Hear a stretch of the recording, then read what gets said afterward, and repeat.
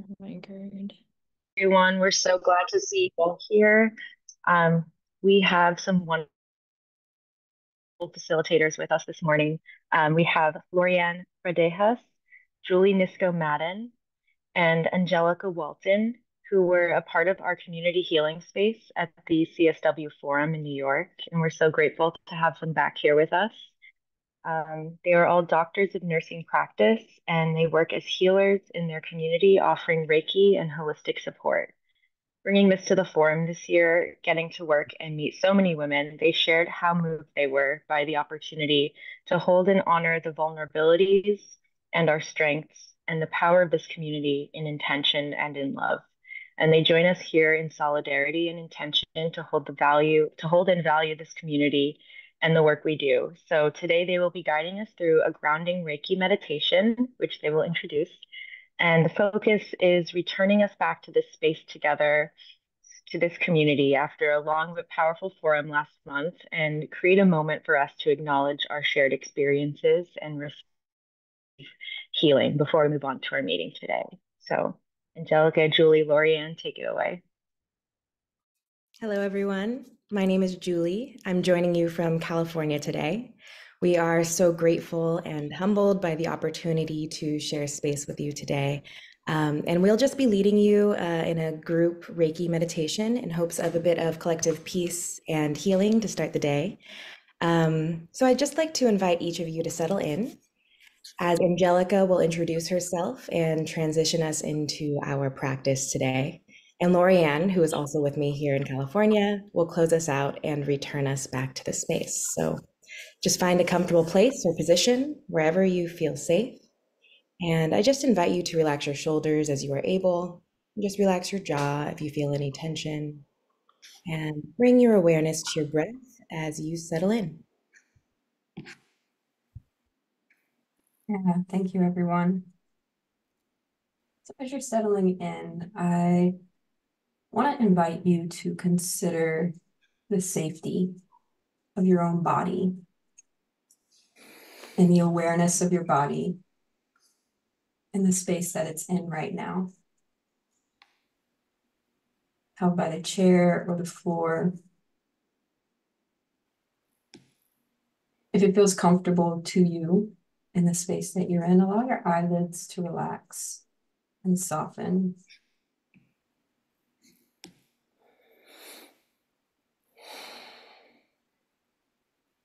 Feel the breath's pace and begin allowing with each next breath for it to travel a little bit deeper into your belly. Really filling the belly with air. Feeling the pace, slowing down for a moment as your nervous system is invited to settle.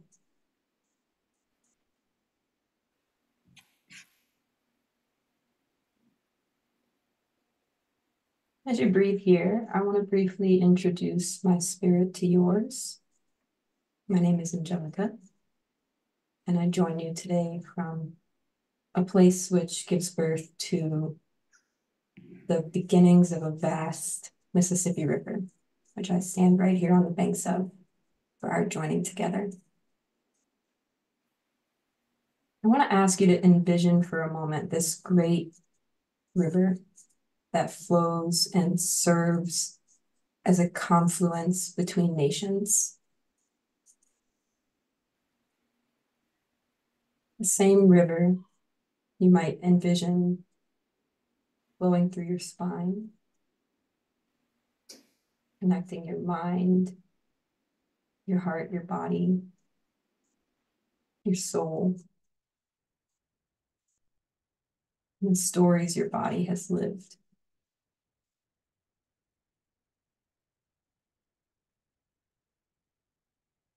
The river eventually expanding to become the vast oceans and water channels moving through the earth.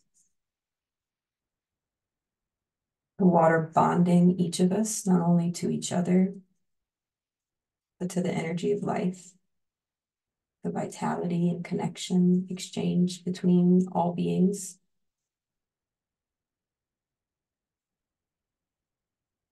For any of you new or never having experienced Reiki,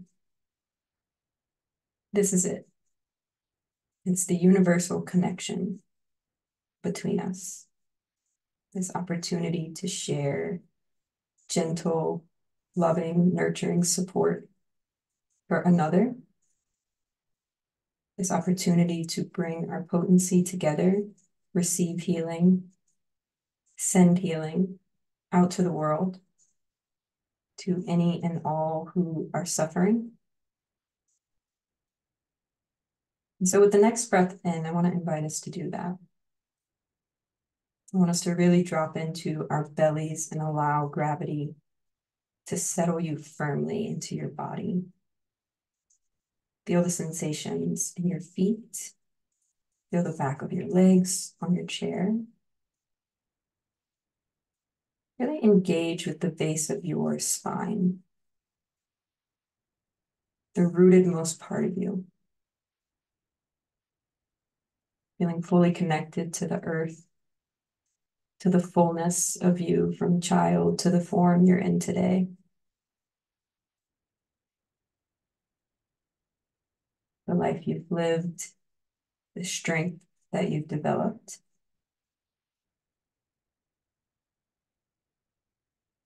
As you settle in this space, I want to invite you to embrace this strength in your core. And just breathe here for a moment.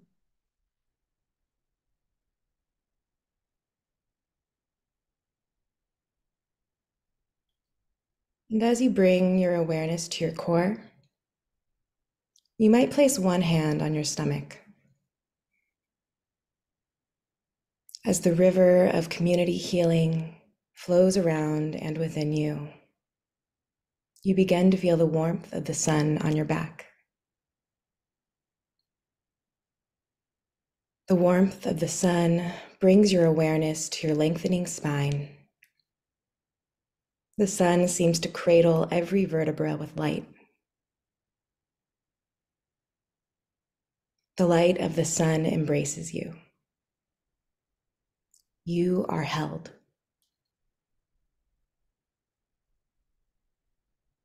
The light begins to travel from your spine to your heart. You might gently place your other hand on your chest at this time. Now, with one hand on your stomach and the other resting over your heart, you lift your chin and let the light of the sun kiss your skin. You rest.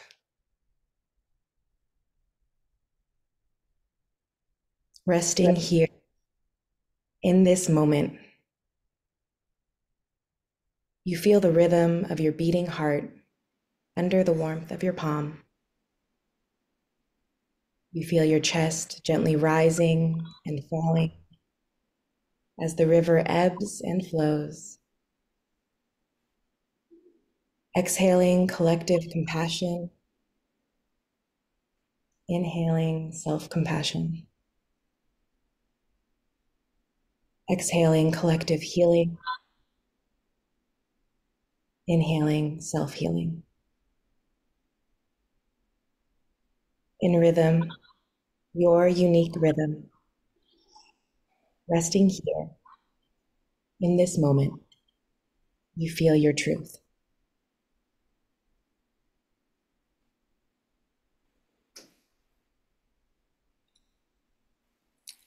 The voice within you is authentically yours, flowing and free like the river. What do you hear? Inhale fully. What do you want to say? Exhale completely. Share it with the river as it will hold it, nurturing and carrying it to the other bodies of water that it connects to.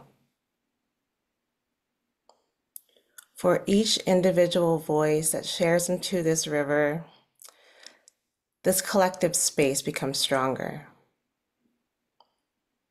Inhale. Exhale. We are all connected. Listen to the wisdom of our ancestors living in nature around us, breathing with us. As we come back to the present moment, let us move together, holding true to the voice within us and sharing it with one another. In peace, in solidarity, and in love. Collectively, let us bring our global breath together through a full inhale in harmony. Inhale, and allow it to release. Exhale.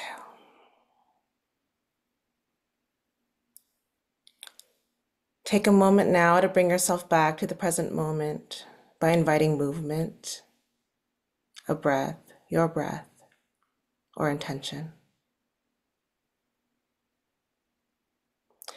Thank you for allowing our voices to be a part of this space.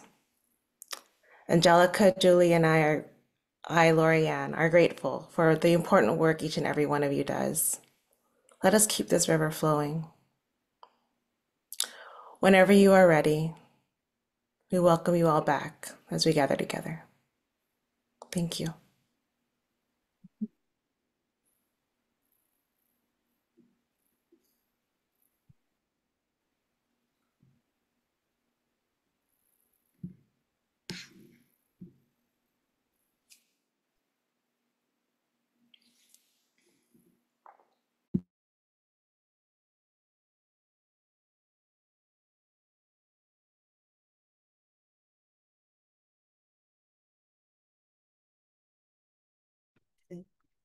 Thank you so much for that beautiful practice. It helped to center me. And I think that others here have found it to be beneficial as well. So thank you, Angelica, Lorianne, and Julianne. Thank you so much. We're going to wait just another few minutes as people are coming in now, and then we'll get started. I'm so calm. It's hard for me to have the energy to go forward, but we're waiting for just a few people to come on.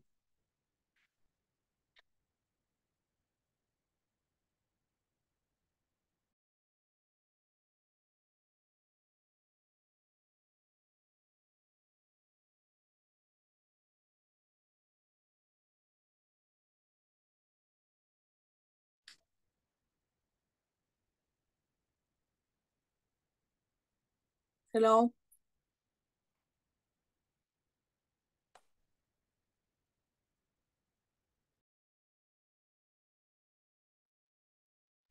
People are still coming in. While we're waiting, please introduce yourselves in the chat. Tell us what organization you're from and where you're calling in from.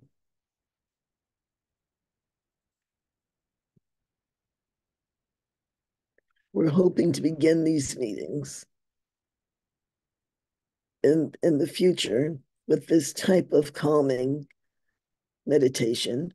And we also hope to do something a little different and have time for you to be able to share your events. So we're working on that so that in the future, we can use the time before the meetings as a time to build community and to allow others to know the good news of what we're doing. So stay tuned. We have a lot coming down the pike. But please do introduce yourselves in the chat.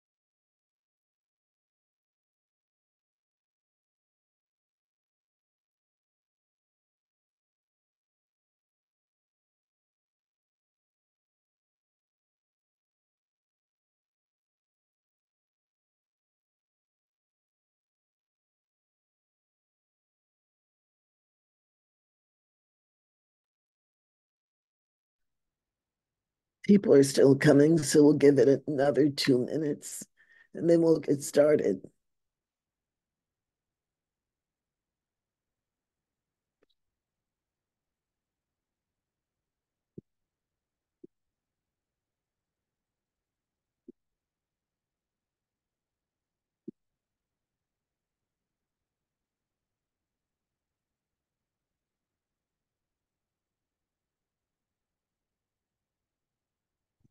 Hello, everyone. I think, Pamela, is it okay to start? Sorry to join a couple minutes late. We're good. Okay, thank you everyone from joining from all over the world. This is the first monthly meeting after our 68th CSW, and it was so wonderful. I think I could speak for both of us. Like Pamela and I loved meeting with you in person and getting the hugs and the encouragement, and we were very just so pleased to finally be able to meet with some of you in person for the first time. And yeah, so today is our reflection day. We're going to really look at what has been achieved and where we're going. And you'll see that in our agenda. So I will pass it on to Pamela. Thank you, Ivy. And I could not agree with you more. It was such an overwhelmingly positive experience meeting so many activists from around the world and feeling the love and the warmth and the support. And I just want everyone to know how much we appreciate you being here and working with us. And today we're going to briefly reflect on various organizations experiences with the NGO CSW68 Forum. And we will be sharing experiences from the NGO CSW Executive Committee as well. So I'll turn it over to Ivy to introduce the first section.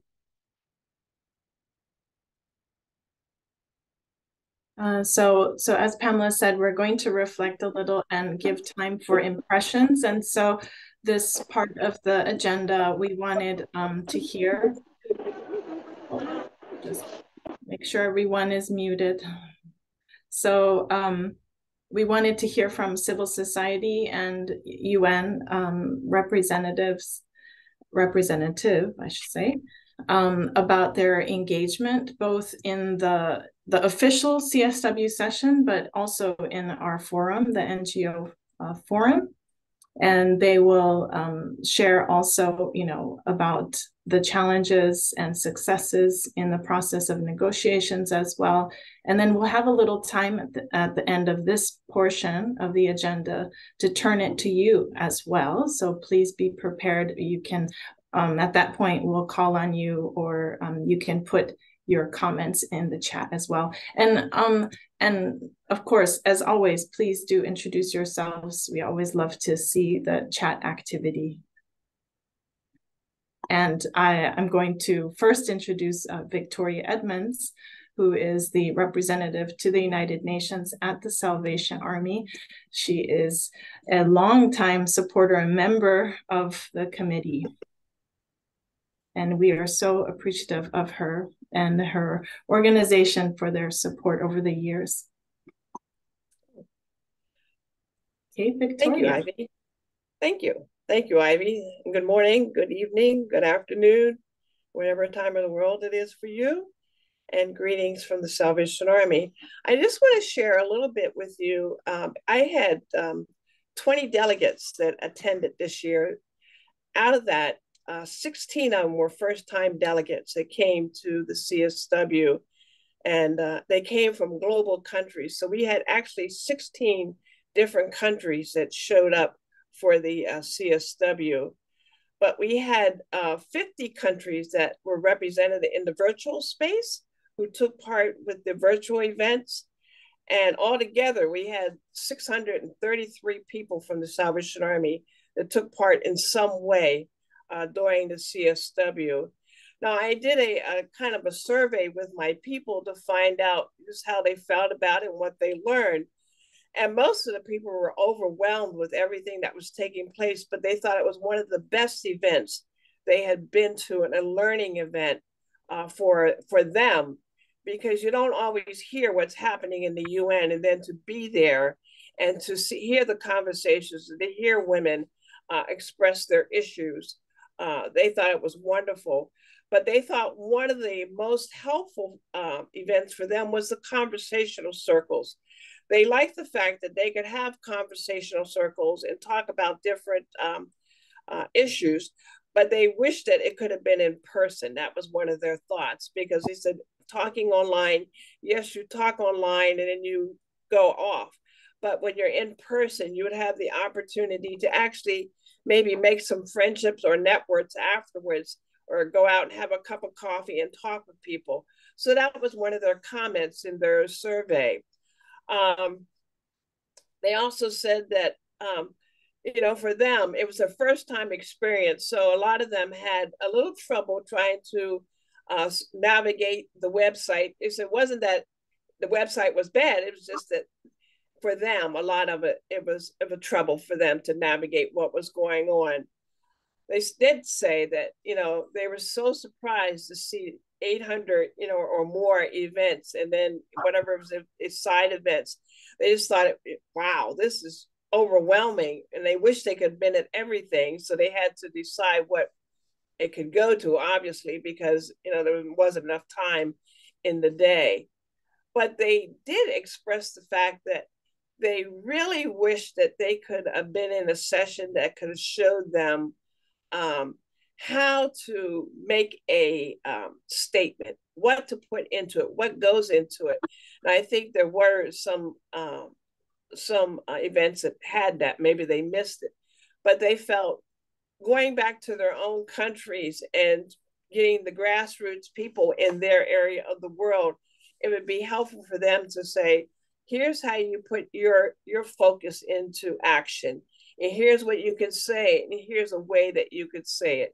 So they were really excited to hear all the women who stood up and expressed themselves, and they felt it was a learning experience to hear some of the experiences that women were facing, and some of the experiences they had never heard of before. And that may just be because of where they live, and they don't know that, certain things are happening in different parts of the world. One of the things they said, and I know we don't do it anymore per se as a larger organization, the NGO CSW, is that they wish that they could have had some kind of cultural event where people just came together, such as a reception, and just gather together and have some type of fellowship with each other. We call it a reception. They call it a fellowship. But they thought, oh, that would be great, because then we could meet people we don't know, and we could have a small chat. So that was one of their suggestions. Now, I know that that's a lot of work, because we had to pay for it last time. We had to find a place to have it. But that was one of the things they expressed. They felt that the morning briefings were very helpful to them in understanding what was taking place during CSW, and they felt that was a good learning experience for them. They also expressed the interest of having the opportunity to go to missions. Now, that's something really that I would have to set up for them, but they expressed, getting to know what takes place in a mission visit. But that's, again, I would say that would be for me to set up a mission visit with them in their own countries. They did say that overall, they had a wonderful time, and they really were so appreciative of the NGO CSW Executive Committee that put all the hard work into it, because they know what it takes to do a global event. And they were so appreciative that, you were so kind to them. You spoke to them. You may not even know who they were, but they just felt that, you invested yourself in them as women. And in all, they had a wonderful time. And they said, thank you to each and every one of you. Thank you. Thank you so much, Victoria, for all of what you shared, and so impressed that you already surveyed your at least 600 or so, 630 people you said that were engaged somehow in CSW, and that I totally took note about the conversation circles being in person. Yeah, there's something about being face to face with someone around the topics that we discussed, and cultural or reception event, and yeah, and they're surprised at the events. And I think that so many people could probably relate to all of these things that you just shared. But thank you very much again for your support and sharing that. And so from next we have from UN Women, Erica Dupuy, and she's going to share some reflections from CSW68, and particularly what aspects of youth engagement took place, what differed, what was different this year from past years, and what has changed, and what better for, or worse, or different, and what do you see as the future of youth engagement? So I know we also, you've been holding youth forums over the years. So yeah, that metamorphosis too would be quite interesting to hear from you. But thank you for joining us, Erica. Thanks, Ivy, and thanks so much, everyone. I hope you can hear me okay. I'm on data right now. Unfortunately, it's very clear. Okay, wonderful, wonderful. Yeah, apologies for joining by my phone. Yeah, just having some data connection issues this morning. So good morning, good afternoon, good evening, everyone. As mentioned, my name's Erica. I'm a consultant in the Civil Society Division at UN Women, supporting the adolescent girl engagement portfolio and some youth work as well. My deepest and most sincere gratitude to NGO CSW for all of the amazing work and partnership over the course of CSW, and happy to see so many familiar faces on the call as well. So I can talk a little bit about the focus on youth and adolescent engagement, some of the things that differed this year, some of the outcomes that we have so far, and the way forward. So like many of you, our preparations for CSW start to take place mid to late year, or rather the year prior. So a large focus of our work this year in terms of preparation for, or last year rather, for preparation for CSW on capacity strengthening was more in the realm of accompaniment, and how do we support young people navigating these CSW in these key UN spaces.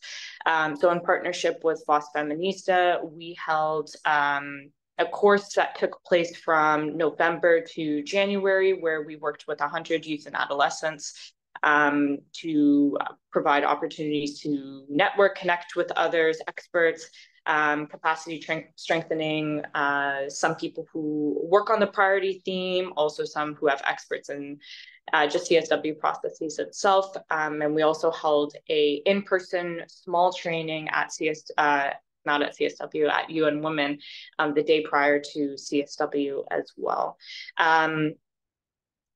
What was a little bit different this year as well, aside from these kind of global virtual online trainings that we did, we decided to pilot regional consultations as well with our regional offices. So we were collaborating with our regional offices in West and Northeast and Southern Africa to do regional consultations, Asia Pacific and Europe and Central Asia. In total, we had over 360 young people engaged across these 3 different consultations, developing kind of priority documents and inputs that we were able to share into the larger document, which is what is known as the CSW Youth and Adolescent Recommendations. So usually around November, December, the year prior, UN Women will put out a call, and though we merely convene, there's a group of young people who kind of oversee and coordinate a number of submissions or recommendations that are made on the priority theme. This is open publicly, and young people share their inputs or hold consultations. This year, we ended up receiving over 8,100 recommendations, which is a 237% increase from CSW67. I should have started by even noting that from what we've been able to see so far, this is the second highest attended CSW that's been recorded. So a lot of engagement, whether that be coming out, I mean, we're still in the pandemic, but in the years following some of the pandemic and the CSW not taking place in person, or whether that be the importance of the priority theme to young people, but a huge significant and increase on the recommendations that we received. Some of those recommendations were focused on gender responsive budgeting, so prioritizing community decision-making, labor rights, including fair work conditions and recognition of unpaid care work, and also equitable resource distribution. So thinking through assessing and challenging what funding models look like and how funding can be distributed or redistributed to support more justice-based initiatives or gender equality or things of that nature. So like I mentioned, there was over 8,100 recommendations from over 160 consultations in 100 countries, a huge increase from the previous year. And then, of course, we had our virtual and in-person youth forums. So the virtual being kind of a platform, a pre-youth forum to the youth forum where young people could join, participate, and learn a bit more, once again, about what is CSW, what happens, how do you get involved, how do you make your recommendations known, how do you influence, and that was held over 2 days. And then we had the in-person forum, which took place over 3 days. Across the 2 youth forums, we had approximately over 700 young people attend the sessions, really just to share their own recommendations on the priority theme, but also that strong piece around influence and how are young people able to kind of influence the outcome document, the agreed conclusions, but mostly the negotiations process itself.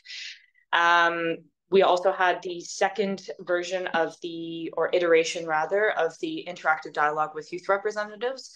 So this is the only official youth session during CSW.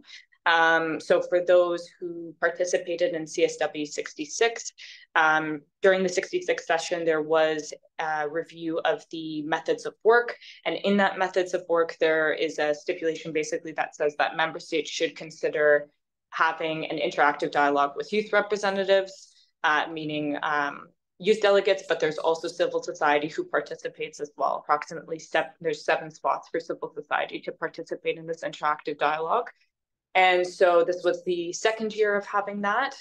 There were, like I said before, 12 civil society participants and 27 member states who participated, as well as the UN Youth Office. There is an official outcome document on that, which is a bit more around, a little bit around what member states shared, but also a very strong focus on civil society, some of the inputs and the insights shared.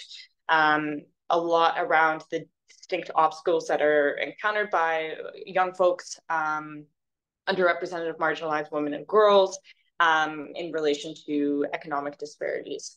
And then we also had supported, so UN Women hadn't convened this, but we had supported, and I know NGO CSW did similar kind of like safe spaces, or like just kind of like week-long sessions on care.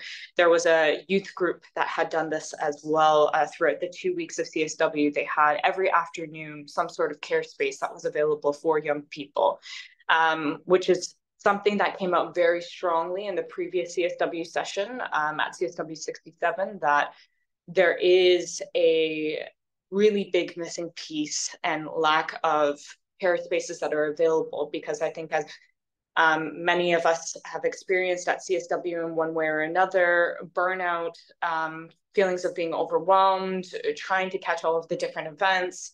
But it also is a space where activists must also, try as much as possible to prioritize care in themselves, and just taking a breath. So there was a specific care space for young people as well.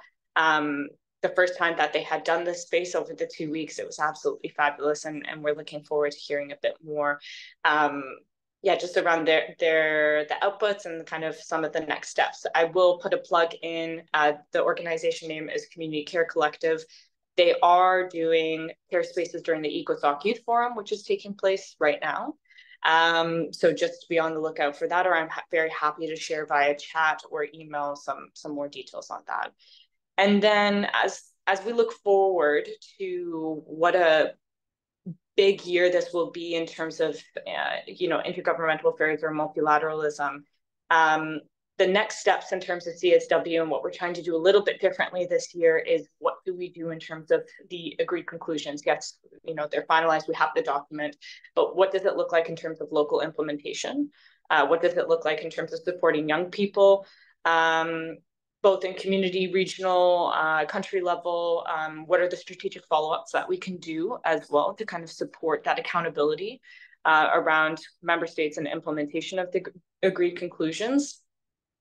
Beyond that, we always look towards how, we receive these 8,100 recommendations, and there are multiple different instances throughout the year where we push forward for those recommendations to be taken up and utilized. One of those places is the EcoSoc Youth Forum, where some of the outcomes of the Youth Forum and the recommendations feed into.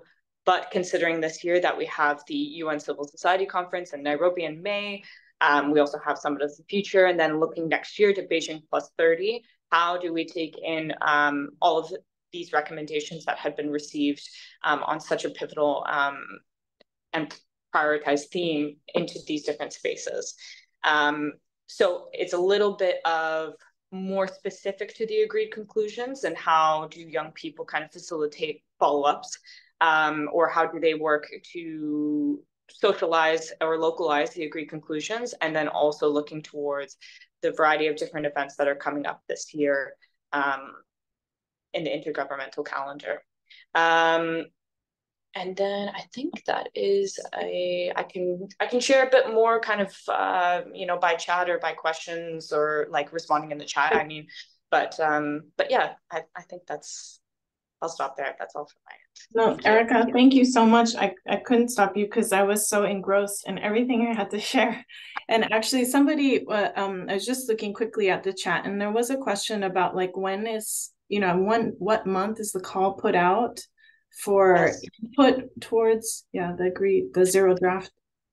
For sure. So I think this year we put it out in late November. We always, I think, try to put it out in November or so, maybe a bit earlier. And then typically the deadline for submissions is in mid-January or so. So we usually have around a month and a half. And sorry, one last thing just to add, I don't want to keep taking up time, but I wanted to mention also the NGO Youth Briefing in collaboration with NGO CSW as well, which was such a strategic space connecting youth and youth delegates with the state of play of CSW and the negotiations. The room was packed. It was full this year. It was such a fruitful engagement. It was amazing. So my deepest gratitude to NGO CSW and the space that you were able to create in preparation for Summit of the Future. And yeah, it's just a really, really lovely space. But yes, November, sorry. Yeah.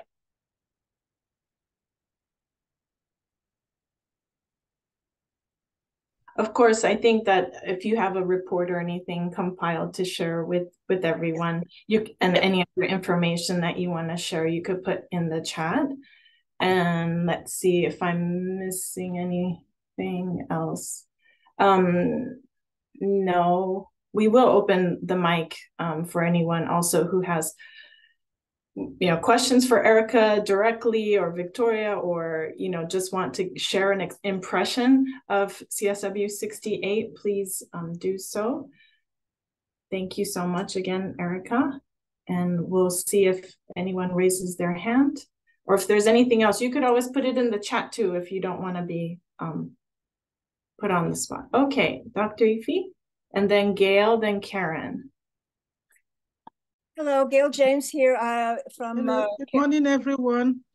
I'm so excited to be on this platform this morning. Let me start by thanking the previous speakers, and specifically, I want to thank the executive. the executive of the NGO CSW for the great work that you guys put in towards this 2024 CSW. As somebody who has attended many CSWs, I think I'm in a position to actually, reflect, how far we have progressed as civil society. Every time, I'm in New York for this meeting, I always ask myself, that yes, we run helter-skelter to see the agreed conclusions. Okay, what the member states saying, what is the final document, and all that and all that. I know I have said this earlier on this platform, but I also want to reiterate that our job as civil society is to hold government accountable. It is to bring the voices of the marginalized women and girls in our communities to the global stage. Yes, we are doing it in so many other ways, but I also want to impress on the CSW, NGO CSW. I think the time has come for us to take on the issue of evaluation of these agreed conclusions. I know it may need a lot of resources, but let's begin to think about it. How do we get the regional sections of the NGO CSW to evaluate the impact of these agreed conclusions? Let me even give us just one example. I'll soon end, please, just bear with me. The agreed conclusions during the CSW68 that talks about women's rights. So, these are the sort of issues that I am pleading that we as NGO CSW should begin to look into how to evaluate the impact of these resolutions on the constituency that you and I represent. We should be able to come to New York for CSW to say, yes, this is what has been done, this is what is lacking. And that way, it will not be, that we just come in there year in, year out. And like I've always said, we, the civil society, are people that make CSW tick. Without us, that commission would not tick. Thank you so much. Oh, and Dr. Ify, can you just state your name and your organization and where you're based, your region, for everyone? And I ask everyone before they speak so that everyone can identify you. Thank you. Okay. My name again is Dr. Ify Ofong. I'm the main representative of my organization, Worldwide Network Nigeria, Women in Development and Environment to the United Nations. Ivy, is that okay? Thank you. That's perfect. That's perfect. And sorry, we did earlier have Gail. Is Gail, did you want to come back and introduce yourself? And yes, thank you. Gail James, Women's Intercultural Network, WIN, one of the founders of the Cities for CEDAW initiative. And I wanted to congratulate you for the excellence of your program each year. The scores of CSWs I have attended, each year there are improvements and refinements and broadening and deepening. I thank you very much for that. In particular, the CEDAW initiative around the world, as you know, is a global treaty that we have brought to the United States in a grassroots initiative, and that has been supported and we report on at CSW each year. This year was our 10th anniversary. You fielded numerous, over 10 events that celebrated, honored, reported on what was happening locally in terms of anti-discrimination against women and girls, the work we've done around the country. We thank you for supporting that. And in addition to that, I'd like to implore you to include us as we go forward into next year's CSW with Beijing plus 30, because all this really is comes out of that, and that CEDAW has a role to play in parallel events, CEDAW events, UN Women, CSW, New York. We really thank you for your efforts. all our organizations, scores of NGOs are involved with us around the country. We really have a great deal of groundswell of support, and we thank you for the efforts you made this year. It was bravo, hats off, kudos. You did a wonderful job. Thank you. Thank you so much, Gail. And Karen? Yes, thank you so much for having me here. I am from Sonntag.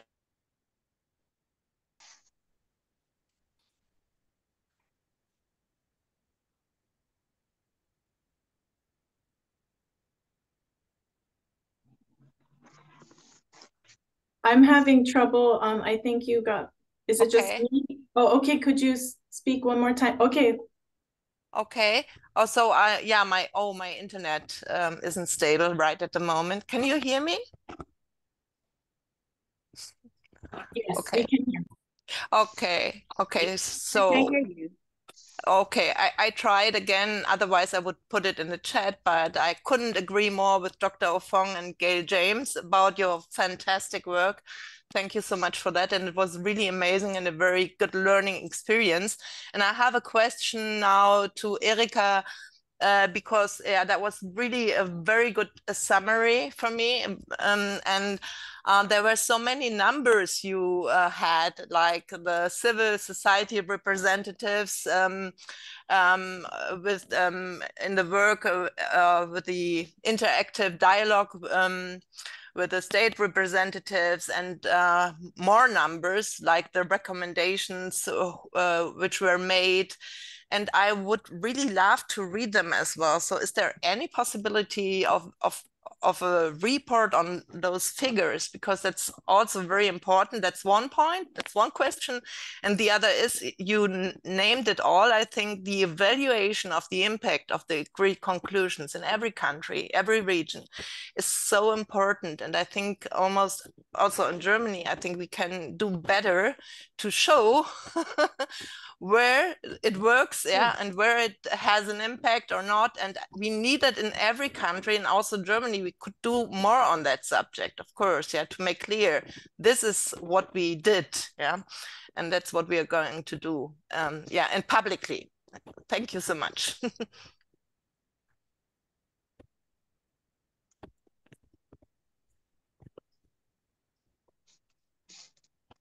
Should I come into respond? Yes, please jump in. Sure, sure, wonderful. I'm very happy to, and thank you so much. I'm very happy to share the link to the document for the Global Youth and Adolescent Recommendations. There is going to be something that is publicized quite shortly in an infographic format through our Generation Equality website, which shares some of these figures as well on the youth and adolescent engagement. And then more broadly, I think, though I represent just a small part of UN Women in the Civil Society Division, there is a more broader document that I do believe is in the process of being finalized that will be shared publicly on the results and the outcomes of CSW, which also includes some of the figures that I shared. But more specifically, like I mentioned, happy to share the link to the recommendations just now in the chat. And then in addition, I can also share with NGO CSW once that infographic goes live of some of these other key stats as well. So yeah, very happy to share. Thank you. Wonderful.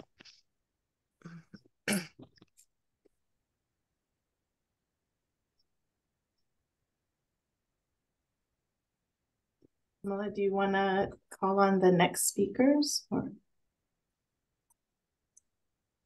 Oh, you're muted. I'm sorry about that. Sai Rekhavan. Hi. Thank you very much for this opportunity and also for hosting this debriefing. I'm Shubha, Sai Subhashi Raghavan, my name. I split my time between Delhi. Just first time I'm attending the CSW, and I was really amazed at it because I have been to previous UN meetings. I think the NGO committee have done a fabulous job, and thank you very much. I like both official sessions, and I've attended several side sessions. The side sessions were very thought-provoking, and each one was very well prepared and organized. Once again, thank you very much for preparing in advance. The lunch briefings were a good place for us to meet many delegates and hear from many other delegates. And I really liked the official statements made by many NGO delegates. Even though I have not personally made, I didn't feel I did need to make such a statement because it was made on our behalf. There's only one recommendation. I'm very passionate because I work at the country level. I would like to work with the committee to work towards disseminating the declaration at the country level, translating the pledges into action, tracking the progress, and report back on the progress. If we can also move forward on these, I will be very happy to work with the committee. Thank you very much. Thank you so much. And we'll now call on Allison Brown. Hello, my name is Allison Brown. I'm president of International Alliance of Women. I am sitting in my home in Indiana, but International Alliance of Women is registered in Geneva, Switzerland. I thought the NGO CSW did a wonderful job managing the flood of womanhood that rushed over the UN area. There were just enormous numbers of people, and getting them all into places and finding places for them was really beautifully managed. I was not as happy with the new forum because I found it not useful for my purposes. At the time I finally got to see the attendees list, I was not on it. Although I spoke in 3 parallel events, the organizer of 2 in-person parallel events was not listed on it. In fact, most of the IAW delegation never made it onto the attendee list, although I did go to the NGO CSW office in the first week and say, excuse me, these names are not on the attendee list. And I used the attendee list a lot last year, and this year I didn't trust it, so I didn't look for people that I would have looked for normally. Also, I hope that in the coming year, because this forum does have a lot of promise, it offers a lot if they would only work, that when we pick events to attend, to put on our schedules, they are slotted in chronological order instead of in the order which we pick them, because it became very frustrating to be scrolling back and forth trying to find, I know I had an event at this time, where is it on my list? It was very difficult. But I will be back next year for the whole 2 weeks again, and I look forward to our discussions for Beijing plus 30. Thank you. Thank you, Allison. And I think it's important for us to understand that NGO CSW is constantly looking to improve our platform and our forum. And the issue that you just described, unfortunately, was something beyond our control. It was a quirk with the VFairs platform. So what we can assure you is that next year, we will make every effort to make sure that the platform that we use works satisfactorily. Thank you. Ivy? Yeah, so I'm going to call in the last 3 people, and then we have to move into the next panel. But I have Catherine, Sharon, and Dr. Vanessa. You can just speak and again introduce yourself first. Hello, everyone. Oh, we can't hear you well. Can you try again? Yes, I'm Catherine. I'm Catherine calling from Liberia. So I want to say thank you for all the organizers for the CSW. It was a great one. And the 68 session was my very first time. Catherine, we can't hear you well. It's like a very big echo. Maybe if you turn your camera off and maybe try again to speak. Okay. Again, I'm Chachi, calling from Liberia, West Africa. I'm the Executive Director for Women for Positive Actions. I want to extend my gratitude to the hardworking NGO CSW committee for a great CSW that was organized. It was my first time to attend the CSW. This going March in New York. I was glad. I learned a lot and I networked. So I want to be a part of this group and different other NGO working group. So I would like for me to know the list of different working groups that are available so I can decide which one to join as an organization. And also, I would be interested in attending the one at Kenya, the NGO, the civil society session that is coming up in Kenya. So I want to know how can one be a part as an organization. So Catherine, I was able to hear what you said, and as far as working groups, we'll continue to, especially after the summer and we start the new year in September, we will put a call out to ways that you can participate, and this is for everyone that's, you know, in this meeting and beyond, anyone on our listserv. As far as the Nairobi Civil Society Conference, I believe that is already closed. So if you haven't already registered, then you won't be able to attend, unfortunately, at that conference. So, okay, Sharon, thank you. I wanted to express my gratitude to you. I'm from the Women's Liberation Front, a United States-based organization, and I thought this was very well organized. I thought there was tons of content, which was great, lots and lots of different sessions. I noticed a heavy clustering, like sort of the max sessions on the 14th and the 15th of March. So for whatever reason, in that first week on the Thursday and the Friday, they just all seemed to be the mass amount of the sessions. I also want to express my thanks to you. I know how hard it is to put all that together. I gave an in-person presentation. You did a great job organizing me, you know, and letting me know what to expect, what the tech specs were, you know, where to be, et cetera. So I want to be very appreciative of that. And also the fact that I wish you could open that up to every single woman in the world, especially on the virtual platform, right? Because some of the comments I heard were things like, you know, this is the most amazing gathering of women talking about the things that really, truly matter, right? Like there's no fluff here. This is like the seriously meaty, very important issues. I want to say that I got to attend in person the side event put on by the Special Rapporteurs on Violence Against Women and Girls. It was their 30th anniversary of that special mandate. And one of the things that they all brought up that I think should be brought up in the next conference, they felt that there was a sort of high watermark for women's rights in the 1990s, and that it's been a downslide, backslide ever since.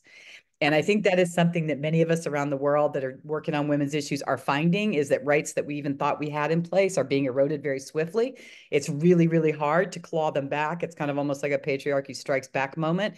And once you start losing them, you know, you really can't, it's the clawback, like I say, it's hard. So Secretary Guterres has mentioned that a couple of times actually in his remarks. And I hope it is something that informs the 2025 conference, and that we should talk about the fact that we seem to be losing ground here. It's not, you know, yes, many countries are making good ground, but overall we seem to be losing a lot of ground, including in some of the advanced nations. So it is something I do hope comes up, given it is, you know, going to be the 30th anniversary of Beijing, and was the 30th anniversary of the Special Rapporteur mandate, you know, this year. So I just wanted to share that. And thank you again. What an amazing, amazing amount of work went into that. And it was so good. Thank you.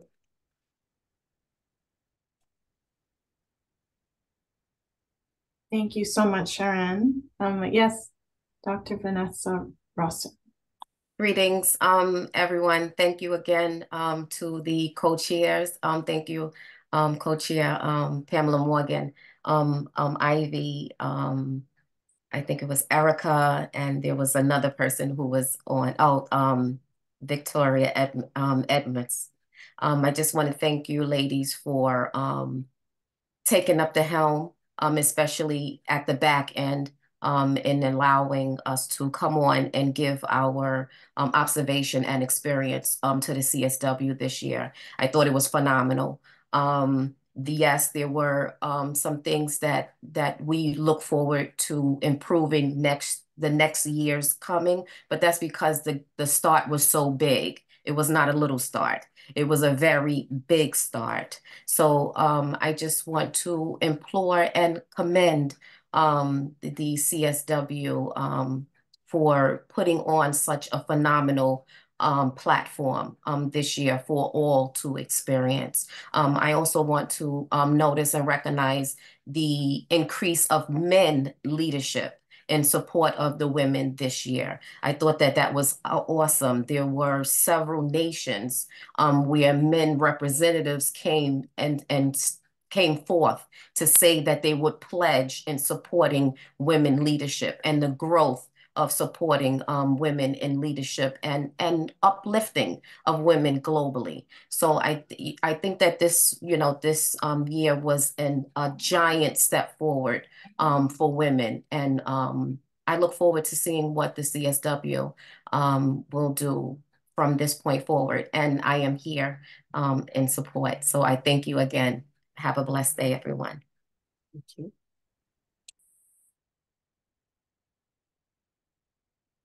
Yes, Pamela, I will turn this. Thank you everyone for your impressions. Sorry that we can't take any more at this time. And fortunately or not, we had one speaker that couldn't come, and so we had extra time to hear from you. So, but now we have to go to the next thing on the agenda. That's right. And thank you to all of the speakers who shared their insights with us. And at this time, we're going to hear from CSW68 Bureau member, state representative, and a delegate who were in the negotiations room and who will be able to share insights about the CSW68 Agreed Conclusions negotiations process. It's very difficult for you to understand what the process is like if you haven't been in the room. And so we're very, very fortunate to have with us Robin de Vogel, who is the first secretary at the permanent mission of the Kingdom of the Netherlands to the United Nations. Robin, thank you for being here.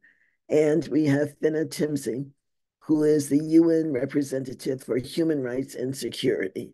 And they're going to share their insights, their negotiations insights with us.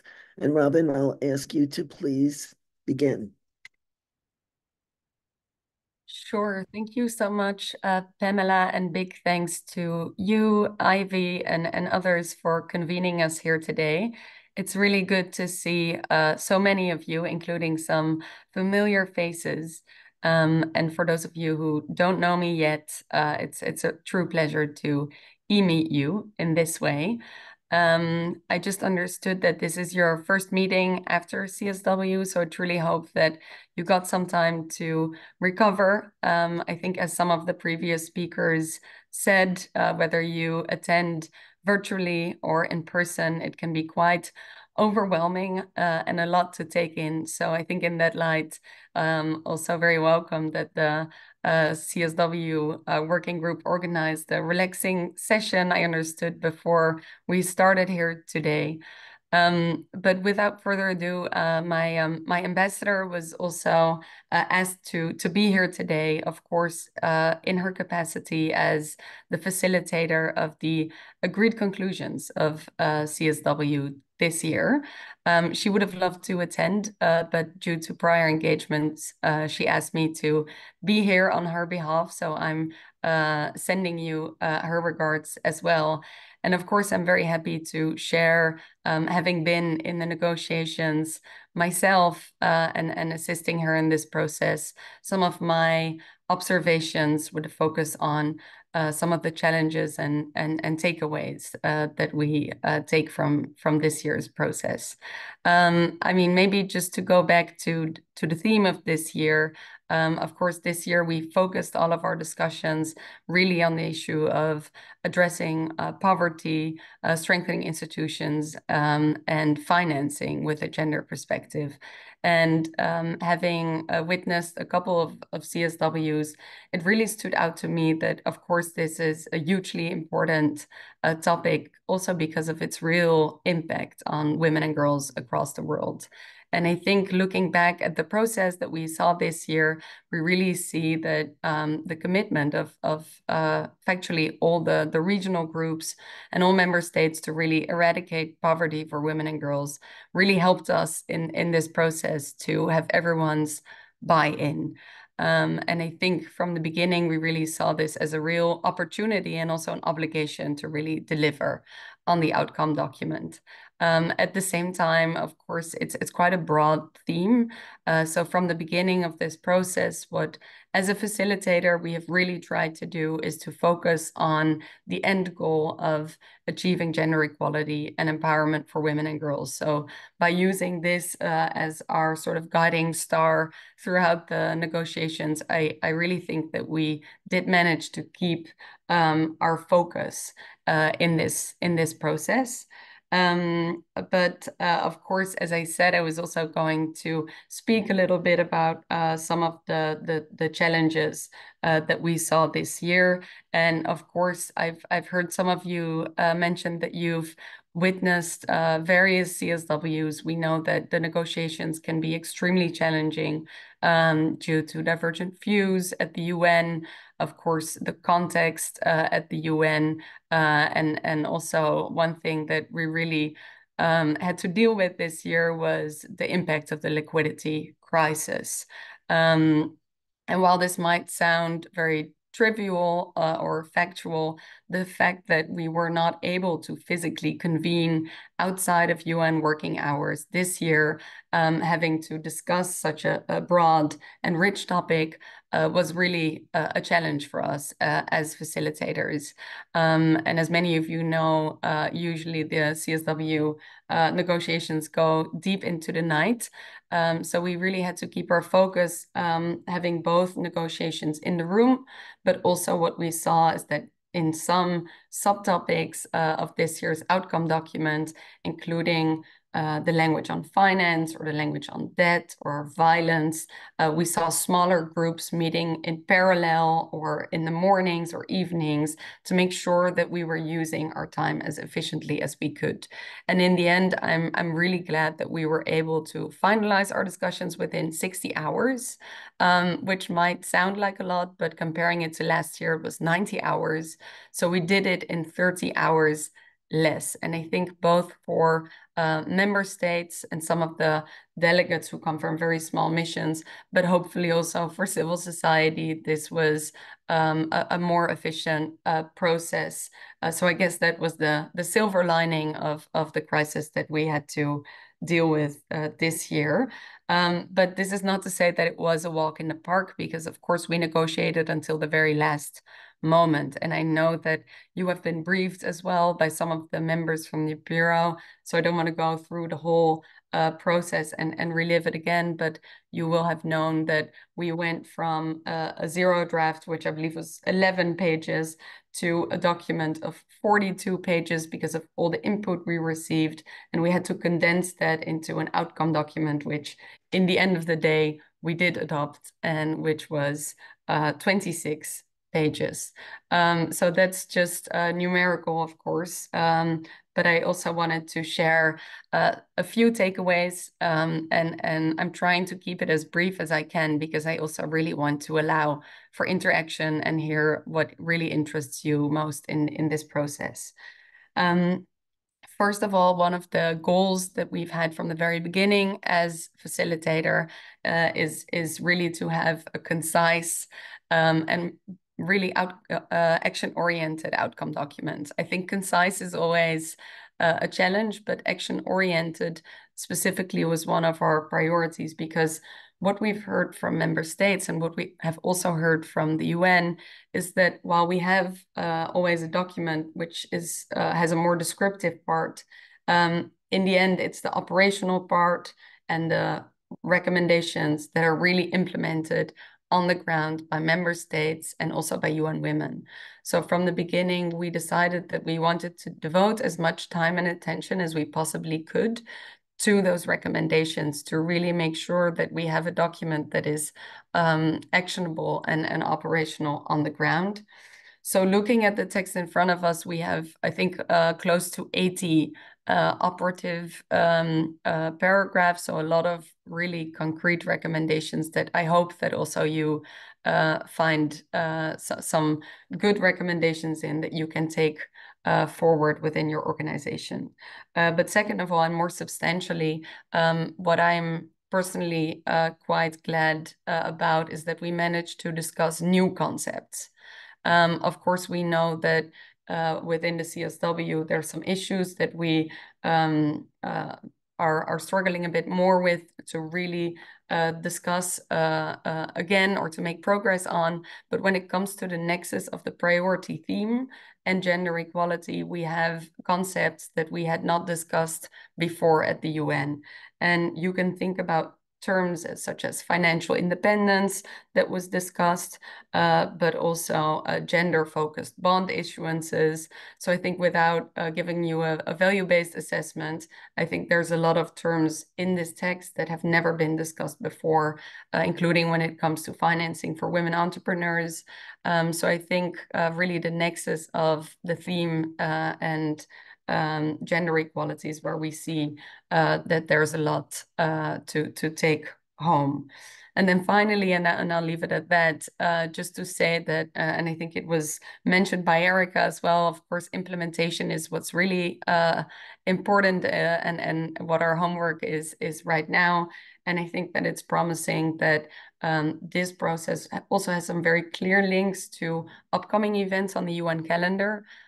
We see that the Summit of the Future is coming up, where we'll have discussions on gender equality again.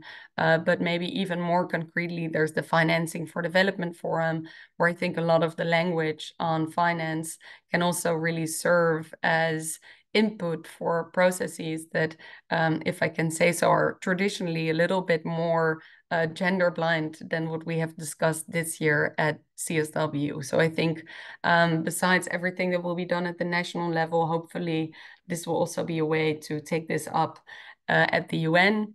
As I said, I'll leave it at that, but of course I'm very curious to hear any reflections that you might have, any recommendations, and of course many thanks to all the engagement throughout this process.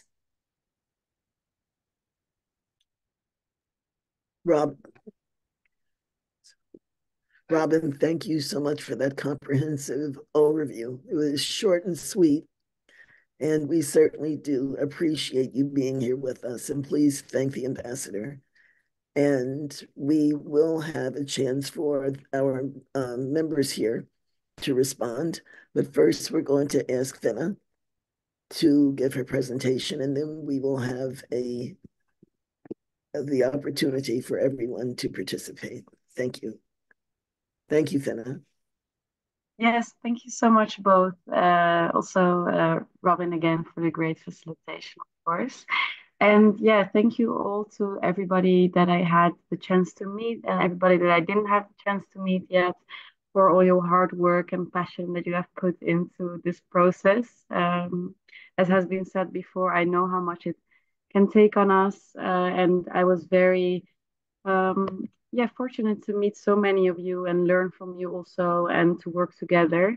Because as the Dutch UN Youth Representative on Human Rights and Security, I have represented the voice of young people in the Dutch delegation independently. And this means that we have been doing a lot of consultation sessions within the Kingdom of the Netherlands to really ask young people, okay, what are the things that you think are important for this year? What are your solutions? What are your worries? What are the things that you think should be really brought into this international stage? And then we work together with a lot of youth from all over the world. And as Erica also has said, also, for example, we have been working on those recommendations from November. And then when we came to New York, this was the moment to put this into practice. And also, for example, something that Dr. Ofong has said, that as civil society, we're also here to keep governments and other entities accountable. I think, for example, having more spaces for youth delegates or civil society representatives is very important because I think we all bring very different perspectives and we come from all different places and different priorities. And in this sense, I think we can really make our delegations the most whole as we would like to see in terms of representation. And yeah, I think in this sense, it's really important that we start early so that we are from very long before we come into New York, that we have the chance to participate. So I think this is really something that we can also bring back home to see, okay, how can we make sure that for example, we have more civil society representatives, youth representatives, maybe really make sure that we have more of this link with the negotiation that can be very complex and hard to understand. I mean, that was for me last year, it was really hard to understand. But now, having been in a negotiation room, having talked to a lot of people about it, briefing a lot about it, I feel like it's really important to have these kind of links inside of this room to make it also more accessible for us to make sure our priorities and voices are heard and listened to. And yeah, for example, of course, we had a lot of priorities at the beginning, and we saw a lot of different dynamics within a negotiation room, for example, on comprehensive sexuality education, which is always, people have always very different opinions on sexual and reproductive health and rights. But for example, also something we saw this year that was debated a lot was, for example, foreign occupation, but also, for example, on financing language. I think a lot of delegations had very different opinions. For example, issues being raised in the room that sparked a lot of debate, for example, where financing for development, climate financing, debt relief, tax and trade reform, for example. But yeah, as from the youth part, we have really been advocating for actually the necessity of having strong language on, for example, also the gendered impacts for this, so that then we can use also this language for the Summit of the Future and the Financing for Development Conference. But as Robin has explained, this also was difficult sometimes when it wasn't mentioned yet. But I think for a lot of for some places we have really made progress. For example, on if we're looking at the theme of just economic systems, for example, on taxes, we have seen that there's text on improving international cooperation on taxation, combating tax evasion, progressive taxation, for example, including wealth and corporate taxes, and recognizing their importance for women and girls, and for example, on combating pink tax. For example, also on debt, there is language on improving international debt mechanisms and also the importance of debt relief, and also to increase the capacity to invest in essential services for women and girls. But something we didn't see that we would have really liked to see was, for example, the link with climate change and climate justice, and for example, this financing that could be, for sure, stronger. And for example, if we are talking about financial accessibility, autonomy, and inclusion, we see, for example, some progress in unpaid work and care, which is, for example, now recognized as an underlying cause of economic inequality. Also, for example, investments in the care economy and also government responsibility in this regard. And also, for example, on paid maternity, paternity, and parental leave. We see improvement in the text. But for example, something that has been really standing out, I think, in a negotiation and through whole CSW is that there could be way more focus on also care recipients. So not only people working in the care sector, but also how can we center the voices of people that are receiving care. And also, for example, something that could be way stronger is the link between sexual and reproductive health and rights and comprehensive sexuality education and poverty. And also, the importance of this the importance of, for example, comprehensive sexuality education for preventing and combating poverty. So yeah, this link could have been stronger. And for example, on sexual and gender-based violence, we have seen a paragraph that highlights the role and importance of, for example, men and boys in combating gender equality.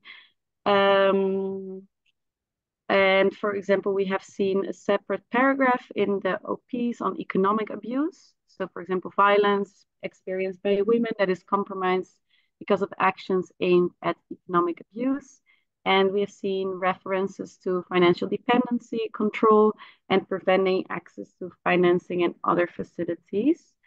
But we have also seen little progress on gender inclusive language. There has been a lot of discussion and also pushback on words, for example, such as gender responsive, multiple and intersecting forms of discrimination, non-binary language, and even gender in general. Also when it comes to, for example, sometimes, long agreed upon language, such as, for example, gender-based violence. But and also, for example, intimate partner violence. We regret that we don't see this reflected in the text. And for example, the protection of the human rights of LGBTQIA+ people is missing. Then, for example, on data, we see that, for example, there is, for example, now mentioning how we should measure disaggregated data on individual level and not on household level only, which is mentioned for the first time, which is very good. But again, in the data part, an intersectional perspective could be highlighted more. And for example, if we're talking about youth, there has been a lot of discussion about adolescent language, and it has been then mentioned several times, for example, including full, equal, and meaningful participation and leadership. But in the discussion of the role and importance of civil society organization, feminist groups, there has been a lot of discussion, but we still see that there's a lot of some groups left out. For example, women human rights defenders is mentioned way less than in CSW67. And we would have really liked to see strengthening funding for youth-led organizations mentioned. So we have seen it, for example, in the climate adaptation and mitigation, but this is very important in other areas. And for example, there is also not a strong language, for example, on women and girls living in occupation. For example, also, maybe one more thing, for example, on trade, it has also been still silent. So there have been wins, but there's a lot of spaces where there's still a lot of room for more ambition, and I think also a good moment for us to reflect and see how we can mobilize and strategize to make the next agreed conclusions even better. And I think if people have questions, of course, feel free to ask them. Fenna, thank you so much for sharing your reflections, your rich reflections with us. And at this time, we'll see we have time for a few questions for Fenna and Robin. Are there any questions? Please raise your hand. Catherine, is that an old hand, or do you have a question for now? Okay, Sheila Katzman, it looks like your hand is up. Do you have a question? And Sarah Motha. So Sarah. Thank you, Chair. I'm coming in as Sarah Motha from Black Women's Caucus in South Africa, just to share and amplify Erica's presentation and the last speaker. We intentionally organized since November, mobilized young people with an intention of teaching them or raising awareness on UNCSW and preparing them to even attend virtually the CSW events, the NGO forum events. And we were able also to participate and make contribution to Erica's consultation on the adolescents and the youth resourcing initiative they were driving. I amplified the voice of being intentional on building capacity for young people. And I'm glad to hear that in majority, the participation of young people increased this year. Thank you. Thank you, Sarah, for your reflections. And we'd like to know if there are any other questions on the negotiations, because this is the key to CSW. So we've had reflections from civil society, as well as reflections from the facilitator, from the member state. So this is a unique opportunity that we have here where you're able to have your questions answered in an authentic manner by people who actually participated in the negotiations. So Bucky Williams, do you have a question? Thank you. Yes, thank you. And thank you so much for this opportunity for the debrief. And I also want to appreciate the speakers as well for sharing. And I really appreciate the last speaker who also broke down some of the progress that has been made and as well as the challenges. And so my question really is in terms of what we consider to be the gains in particular, and how we can continue to use that as we move forward, for example, for CPD, because some of those conversations are continuing, and also for the Summit of the Future, how we can strengthen those and build on that. That's my first question. And then my second question is to the representative from the Netherlands. It's really just, what do they think we can do in terms of the fact that some of the member states are pushing back on agreed language, especially around issues around sexual and reproductive health and rights? What role do they think civil society can play in being able to push more member states to be able to support and not push back on that language? And, how does she think we have enough champions to make that possible? Thank you. Those are my questions. Okay, and either of you can respond. Yeah, thanks, Bucky. And I think that's an excellent question. Maybe I can have a first go at it, and then Fenna can always add as she sees fit. Maybe just to start with your second question on how we can make sure that we at least keep what we have and build on the basis what we have, if I understood your question correctly, since many member states might actually want to go back on agreed language. And I think there, from my national capacity, what I've seen is that it's really important to have a strong bureau as well. So as you may know, the CSW, there's always 5 member states who represent all the regional groups, and together they form the bureau. So that's the chair as well as the vice chairs. And I think that the chair of the CSW bureau this year has made it quite clear that he is very committed to keeping at least the agreed language and building on that. So really setting a standard on keeping the agreed language. And I think we need member states to really make it very clear that when agreed language is being renegotiated, to say that maybe we won't spend even our time on discussing language that we've had in previous years. And I've seen my ambassador do this as well. So we've had a few paragraphs in the text that were also in the past 4 agreed conclusions. So that means that there's really a long track record of having this language in the agreed conclusions. And I think when member states would try to tweak this language in one way or the other, especially given the constraints that we had with the liquidity crisis, there was really a conscious decision from the facilitator not to spend too much time to renegotiate this language, but really to focus on new language this year. So I think that's what we saw specifically in the negotiations, but of course also outside the CSW, and I've heard it being discussed just now as well. There's a lot of energy and there's a lot of initiatives that indirectly, of course, have an effect on the negotiation. So we've seen many very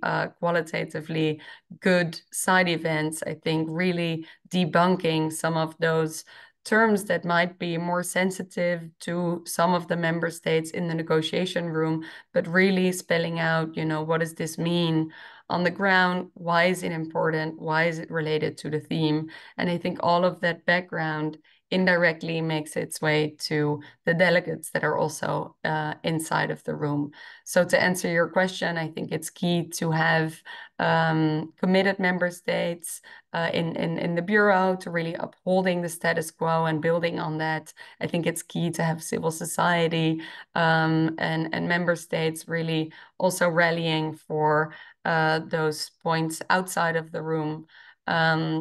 And I think your first question, just to speak very briefly on that as well, was about more of the sort of gains from the outcome document. I think Fenna did a really good job in highlighting some of the things that we can really take home with us from the agreed conclusions. And personally, I think there's a few very action-oriented recommendations on discriminatory laws, for instance, when it comes to accessing finance for women and girls, and really calling on member states to eliminate those. I think there's some very concrete language on, as Fenna mentioned, investing in the care economy, and really making sure that unpaid care is redistributed, revalued. I think that's something where the agreed conclusions are really quite ambitious. And of course, they also speak about robust and multi-annual financing for organizations that are working on women's rights. So I hope that that is also a further step to what we've seen previously in the agreed conclusions. So because of the length of the document, it's always sort of highlighting just a few things, but I hope that gives you a better impression. Robin, thank you so much for your response. And at this time, we are moving on to our third and last section of this meeting. And Ivy, the floor is yours. Yes. Thank you again, Robin and Fenna. So I've been told to keep an eye out for Dan because we are going to be... Dan's here. Oh, great. We were prioritizing you because we know your time is limited, actually. And we wanted to get all the speakers in for this very forward-looking, this is our forward-looking panel on what next, what now. And first, Dan Prowl, who is the representative at the Baha'i International Community. And I'm sorry if I missed something in the title, but please correct me if I was wrong. And you are here to share with us about the Summit of the Future and what an opportune time it is for all of us, and especially those of us who are here following, the gender equality and the human rights of women and girls specifically. Thank you. Sure, thanks so much. So I've been told to speak for about 5 minutes. So just warn me if I'm going over time or if I'm not saying enough or what have you. But I'm happy to stick around for any questions or anything along those lines. So yes, I'm Dan Perel. I serve as representative for the Baha'i International Community, but I'm also, and more relevant for this conversation, I'm also one of the co-chairs of the Coalition for the UN We Need, which is a group of, it's like a civil society network that's looking at, basically it started by looking at the 75th anniversary of the UN. And it was trying to look at what was going to come from that process, which, as you're all maybe aware, was an agreed political declaration identifying 12 areas of action, and then calling on the Secretary General to produce a report on our common agenda moving forward. That report was then cleverly called Our Common Agenda. And of the 90 some odd recommendations, one of them was to host a summit on the future of global governance called the Summit of the Future. It was proposed to be in 2023, but the member states decided to do it in 2024 so it would not compete with the SDG Summit. So here we are. The Summit of the Future will be happening in September of this year, 2024, on the 20th and 21st, or 21st and 22nd, around there, whatever the Sunday and Monday are before the Tuesday of Unga Week, the opening Tuesday. And prior to that, actually, on the Saturday and perhaps half of Friday, there will likely be a civil society engagement day and a half. We're not exactly sure what the contours of that will be, but imagine it'll be like the SDG Summit's action days that took place the weekend prior. So that's like the very explicit sort of procedural dimension about what the summit is. Now, the outcome from that summit, as you are all more aware than I, every one of these gatherings has an outcome. This one will be a three-part outcome. One is the Pact for the Future, which has 5 chapters. And member states, of course, always say they want it to be concise and action-oriented and blah, blah, blah. But what it is mostly agreed language with a sprinkling of new ideas, well caveated, a chapeau that is trying to be visionary, and I think actually does a pretty good job of being visionary. But then the 5 chapters, the way that the member states have decided to address this is by identifying chapter 1 as development and financing for development, chapter 2 as peace and security, 3 as science, technology, and digital innovation, something like that. Science, technology, innovation, and digital something or other. My apologies. Chapter 4 is on youth and future generations. And then chapter 5 is global governance innovation. There are a couple of cross-cutting themes that they identified, and I think very relevant for this group. The 2 that they've called out as cross-cutting are human rights and gender equality. And yeah, so that's that part of the outcome. Then there are 2 annexes, one of which is an annex to chapter 3, which is the which is the Global Digital Compact.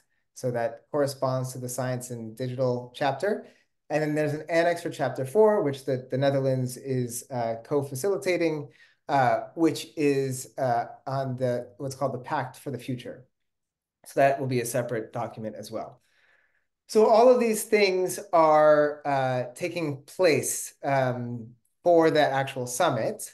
And then we have a number of preparatory processes that have been challenging, and some are unique. So what's challenging? The challenging bit is engaging directly with member states. It has been made abundantly clear that this process is member state only, member state driven, member state led, member state consulted. And that is true of international governance of all kinds. But often civil society is permitted in the room so that we can hear what member states are saying, so that we can provide further information and hopefully be of assistance to member states. That is not the case this time. So it is taking the lessons of the articulation of the SDGs and deciding not to do that again, which is kind of a shame because the consensus achieved by the SDGs was really great. And I fear that this time, such closed processes kind of ends up not achieving the results that one would hope for. The cynic would say that this is actually the result that those member states that want civil society out, that this is what they hope for. They hope for a weak outcome document, but that's the cynic side. The hopeful side says, well, we need to be clear that governments need to figure out how governments are going to work. And so this is the way to do that. Civil society, needless to say, is not pleased about being excluded from the room. And as a result, the co-facilitators, which are Germany and Namibia, have set out a process whereby civil society can contribute remotely, like this one, virtually, in sort of dedicated meetings. So the next dedicated meeting is tomorrow, in fact, from 10 a.m. to 1 p.m. If you haven't registered, I don't know what to say, except that I hope that it's on web TV. I'm actually not even sure that it will be, because these have not been webcast before that I'm aware of. So if you haven't registered, I'm sorry, but maybe somebody will illegally record it and share it with you anyway. So we'll see if that happens. So that's one sort of parallel process. That has also not been smooth. It's not as if the member states have all said, yay, this is a good compromise. Some have said, how are you taking the valuable time of the co-facilitators and dedicating that to civil society? But this is all sort of the political dynamics. And this is the challenges we're facing. One of the interesting innovations, and this will be the last thing I contribute before having some questions, because I realize I'm over speaking, as I'm wont to do. One of the innovations is this conference in Nairobi. And I'm not necessarily a cheerleader for it. And here's why I'm not necessarily a cheerleader, and then I'll talk about the innovation. The reason I'm not necessarily a cheerleader is because the co-facilitators in many member states are looking to that civil society conference to give them the guidance that they want from civil society. So what is the civil society opinion on thing X? The conference is your chance to give it. That's okay, except if that's the only chance, then it narrows civil society down to those who can be in Nairobi, afford to go there for those 2 days, those who shape the outcome, and then on whose behalf is it? And it also, in a sense, legitimizes civil society being put in Nairobi to give their opinion, rather than joining in New York, which is what usually happens. Even if we're not to speak in the room, we're often at least present in the room. I see a question in the chat. I'll get to it in a second. So that's the part of me that's a little bit skeptical.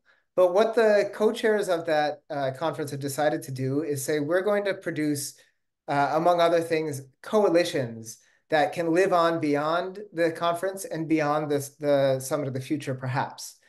Depending on how much buy-in there is. So these coalitions are, the way the conference is being formulated is that day one of a 2-day conference is focused on the Pact for the Future and those 5 chapters and then the 2 annexes and all of that. And that's great. Civil society needs to deliberate on that. Day 2 is about looking at next steps. So where are there gaps? Where are there areas of consensus that we want to advance? Let's form coalitions around those and see if we can advance those. Some of those coalitions are already being formed. Actually, NGO CSW, in the name of Pamela and Ivy and others, is actually leading on one of those coalitions. And they're meant to be quite specific. So a coalition on gender equality is not going to be accepted, not because we don't believe in gender equality, but because that's a principle, not a specific line of action. But if it's about upgrading the Commission on the Status of Women from a commission to a council, that's a specific line of action that can then be followed and be a governance innovation. So that's the way the organizers are trying to advance what are being called the impact coalitions to see how they'll move on. This is the first time a DGC conference, that's the Department of Global Communications, that hosts these conferences alongside civil society. This is the first time that the conference is taking place prior to and as contributing to a process of a negotiated outcome. Usually they come after. You have the SDGs, then there's one on SDG 4. So usually that's sort of the ordering. This time it's kind of a feed-in process, which is interesting, unique, new, and has its benefits and drawbacks. There's a question here. It is whether it's necessary or not to be in New York for the Summit of the Future is up to you. Whether it's possible, yes. You will be able to engage those first 2 days, the second half of Friday and then Saturday before the Sunday, Monday summit. They have not yet, they being the UN, the Executive Office of the Secretary General, they have not yet determined the modalities of engagement. So you haven't missed a memo. If I get that memo, I'll share that memo. But they're still trying to work that out. So I will look at the chat. Sorry, we do not exchange viewers. My screen limited space. Yes, very limited space. Yeah, Nairobi may be more accessible. And so that is a good reason to do it in Nairobi, especially if it's a summit of the future. And we know Africa is in many ways the future of humanity. And so it's really nice that it's taking place there, but it may not be as easy to get to for others. Somebody from Malaysia is coming with the Baha'i community, and it hasn't been easy to figure out her flight. But she'll be there, and we will benefit from her contribution. So I'll stop there. Somebody asked me to share my presentation. I'm just speaking from my brain, so it's been recorded, so good luck. Happy to answer any questions though, of course. Thanks. Thank you so much, Dan. And also we have you recorded in one of our briefings. So on Web TV, I believe there was also a session on Summit of the Future that I encourage everyone to go back to. They are recorded. You could search it on the Web TV recordings for CSW. And thank you again for all the information. And as he mentioned that we have a coalition around specifically around the CSW reform, and also CPD is included in that.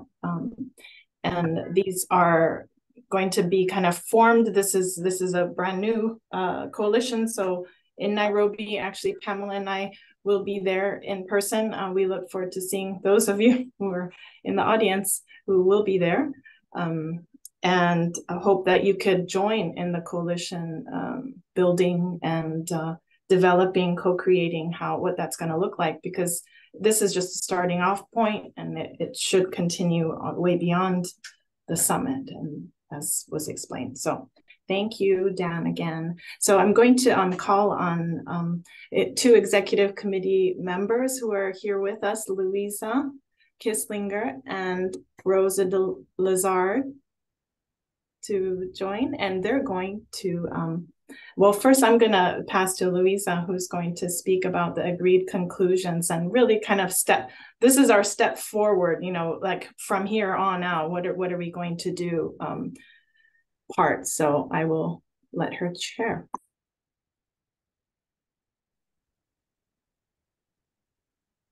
Should I come in?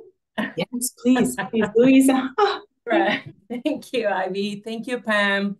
Thank you, everyone. It's wonderful to be with you here this morning to continue talking and debriefing around CSW. And thank you, Danielle, also for sharing some insights around the Summit of the Future.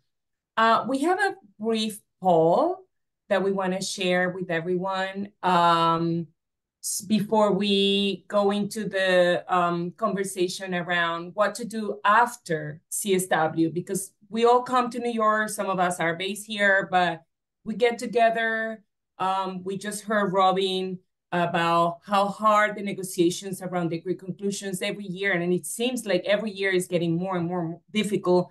So what happened after is an important piece as well. So we wanted just to get your views on what it is that you do after CSW is over in terms of implementation activities, once you go back to your own country, your own city, and what sort of actions you take in ensuring that the agreed conclusions are implemented. So we have a few questions there. Please just go ahead. It should be on your screens right now. So let's take 1 minute for the whole group to respond the survey. Do you see it now? Yeah, we see it. I was wondering, Louisa, if we answer like no, then the following questions doesn't really relate. Is that right? Or yeah, I'm not sure if it's if you answer no, I would assume that you can move forward, that it doesn't require you to answer the second one. I don't know how the Zoom questions work, but let's try. Thank you.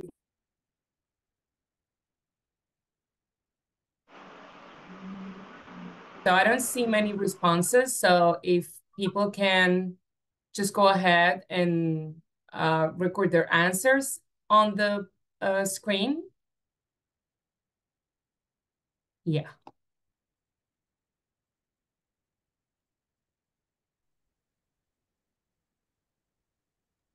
We'll just give it one more minute to let people respond.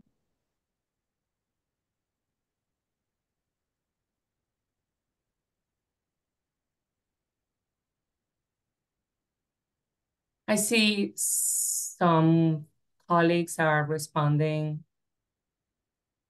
in the chat box, which is great as well. I'm assuming that that yes and no is kind of related to the questions we're asking. So if anyone wants to, yeah, so we have the results. 68% said yes, that they do engage in agreed conclusions implementations activities after CSW is over. And we had 4 sample activities, including dissemination of agreed conclusions, which is the option that got the most, with local and national and regional governments that had 44%, followed by creating space for monitoring and implementation of the agreed conclusions, including policy dialogues that got 25%, and then reach out to government officials to inquire on implementation plans that got 19%, and then tracking and documenting implementation efforts that got 11% of the answers. So thank you everyone for responding the poll.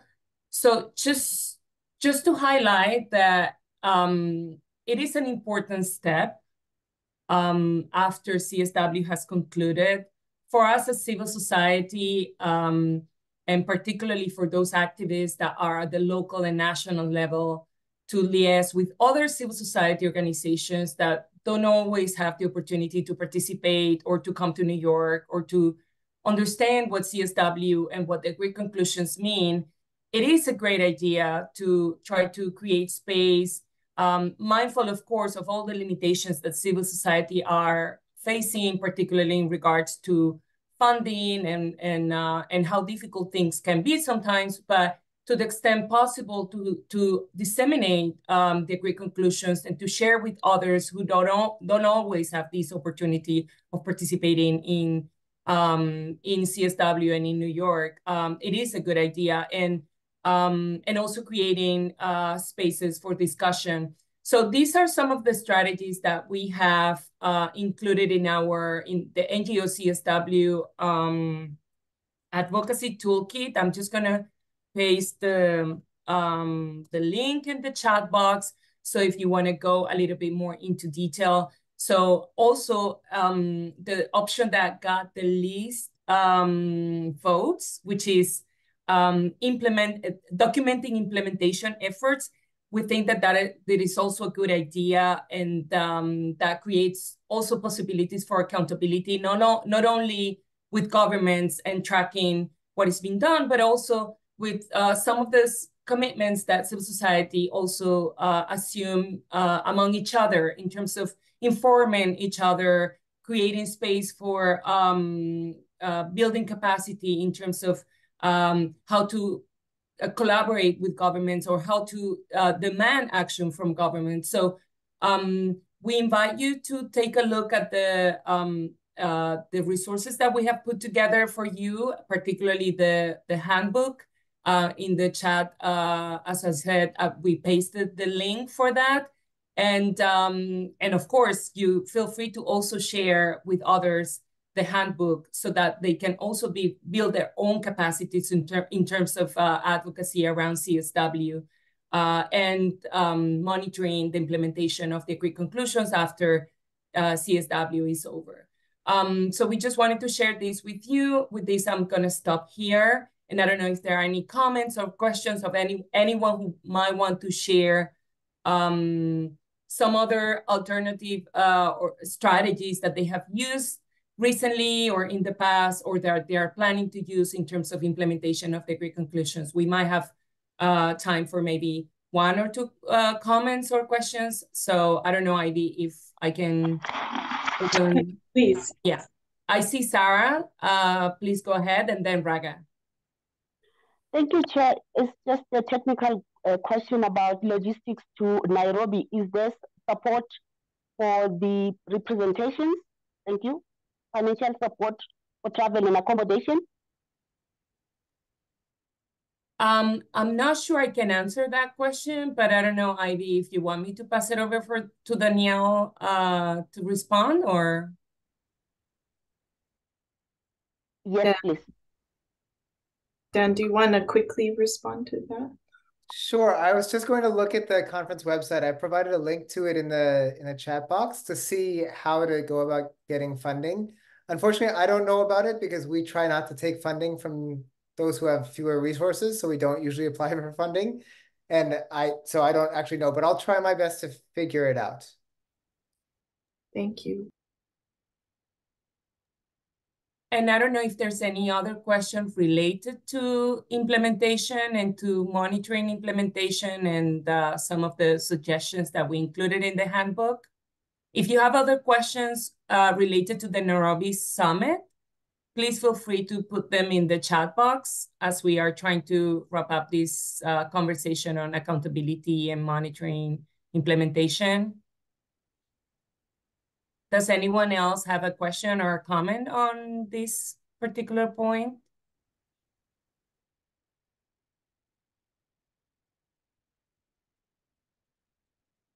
I can't see if there's anyone with their hand up, Ivy, I don't see anyone on my end. I'm just making one more. Oh, Memory. Hi, everyone. I just wanted to say for the Nairobi Summit, I think there's a link for Global South support. I'm just going to drop it in the chat box. I'm not sure to what extent organizations will be able to get funding, but they were saying for speakers whose if they've been accepted for the workshops and for those that have registered, they might get funding. It's not guaranteed. So I'll just drop that link. And also just to say, we as FemNet, we are also, our secretariat is based in Nairobi. So please feel free. The local we are part of the local organizing host committee. So if you need any support or information in terms of logistics, hotels and the like, they're also putting that information together. It might be available on the website, and I think it would be great for those that make it to Nairobi. Pamela and Ivy are organizing as NGO CSW some space. Yeah, so I think it would be great to meet you all. But any information, we'll be also just happy to support since we are here in Nairobi. Thank you. Thank you, Memory. So I think maybe we can hand it over to the next speaker, Ivy. So in the interest of time, because I see we only have 50 minutes left. Yes, thank you so much, Luisa. This is such an important topic, and we actually always, pack our agenda more than we should. And so we brought in the Summit of the Future conversation as well. And we know there are probably lots of questions also around that, but please, again, put it in the chat and Memory, Dan, whoever can also respond. But we think that it's very important to focus on these agreed conclusions and what next, and bring it to the local, regional levels. And so that's why we really appreciate Louisa bringing that topic into this discussion, and especially the toolkit and all these other resources. The committee's here for you, if you want support in these areas. We have many ideas around this and experience. So again, thank you, Luisa. And I wanted Rosa to come in to share a very, overall, to prepare us actually for next month, which we're going to be looking forward to Beijing plus 30. So Rosa's going to share what that is. Great. Thank you so much, Ivy. And I really appreciate the inputs from my colleagues. I'm Rosa Lizardi. I am the vice chair of the NGO CSW. I'm also the global director of the Feminist Task Force and convener of the Women's Working Group on Financing for Development. So the information I want to bring you, and I also want to leave time for questions because I know many of you are wanting answers to certain questions about all this information that has been relayed. But I really wanted us to focus towards the end of this, our direction towards Beijing plus 30. And if for those who were at the CSW, if it hadn't been made clear, the CSW next year, CSW69, will be the review of Beijing 30 years later. The main focus, therefore, is the review and appraisal of the implementation of the Beijing Declaration and Platform for Action and the outcomes of the 23rd special session of the General Assembly.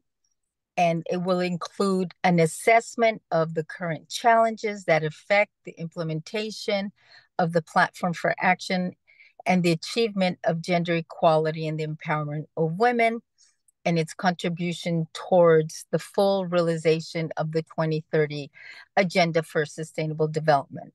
So, as we are doing the analysis on CSW68, we want to pivot you towards Beijing plus 30, CSW69, because 2025 can really be a transformative moment to create a stronger UN that can really bringing in all of the processes and the work of this year can help us respond to a faster, more efficient CSW.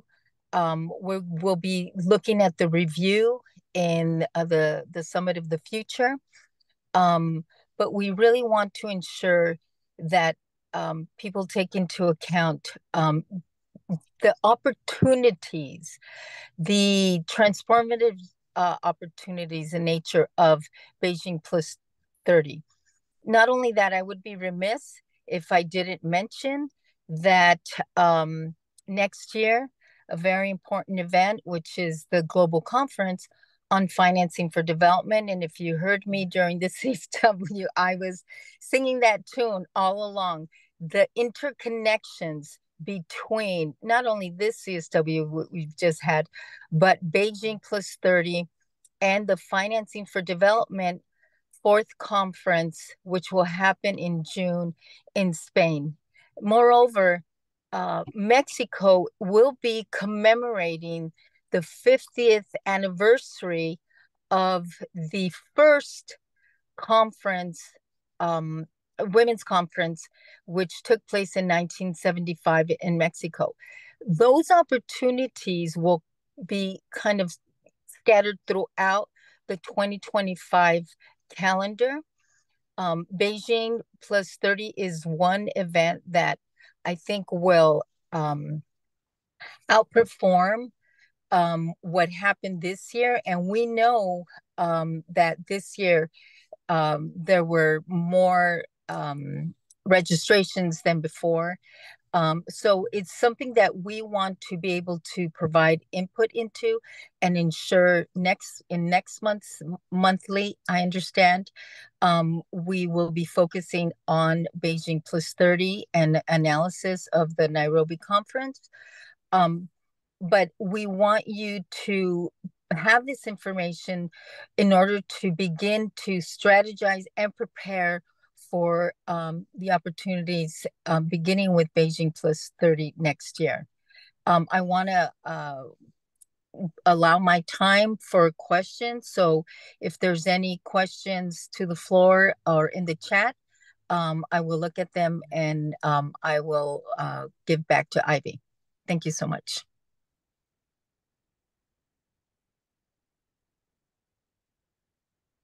Rosa, I see one hand. I'm not sure if it's an old hand, Raga.